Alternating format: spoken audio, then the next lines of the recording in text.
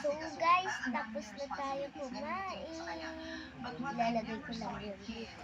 Is that dahil nga dun sa dami ng responsibilities niya at mga importanteng taong kausap niya, ang tingin niya sarili niya, ano siya, special siya, o kaya kailangan ibatuloy sa kanya. Hindi siya ganun. Parang sa yabang niya sa trabaho niya, yung bang I will take care of you, confident siya, ganun din kalaki yung puso niya para sa mga naapi. Medyo na-shock na po ako nung siguro nung parang college ako, and then later Ay, on na, iinom ay, pala meron ako ng pala mga tubig. tao na pagka nasa mataas na posisyon, tinitake advantage nila. Kasi I never saw that in my dad. Never ko siya nakita ng iisa, ng niloko, taking advantage of his position. So, kahit ngayon sa day-to-day life ko, it's so alien to me to think of yung ganung pagtatrato sa mga taong, lalo yung taong nangangailangan. Bilang He'll take kayo? advantage of his position to help others, but not na para lumubog siya.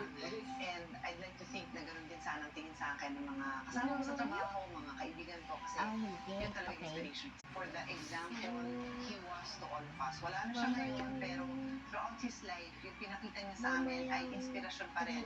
It's a life of humility, it's a life of hard work, it's a life of giving back, it's a life of Kaninang umaga na dedicating to pala your yung cause, 3 persevering, and I'm grateful for all of these things that my Sasabihin ko dad kay has mama been in kung our life ilan and continues to be kahit wala na siya dito. Dahil iba't ibang kwento ng mga tatay ang ating masasaksihan.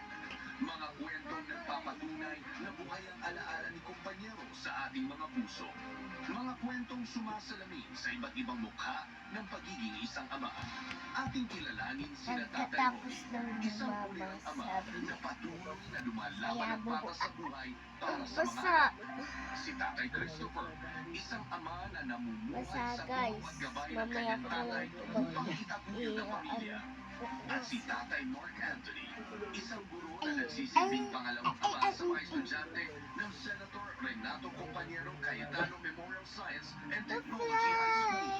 Sama-sama natin silang bigyan ng pagpupugay at And the pasasalamat. fairy and me, the fairy Maraming salamat. We just watched in the the tribute to your father. lowest down all night. Nakikita mo ang ganitong pasasalamat at pag-alala kay Senador Rene Compañero Cayetano. What comes to your heart first?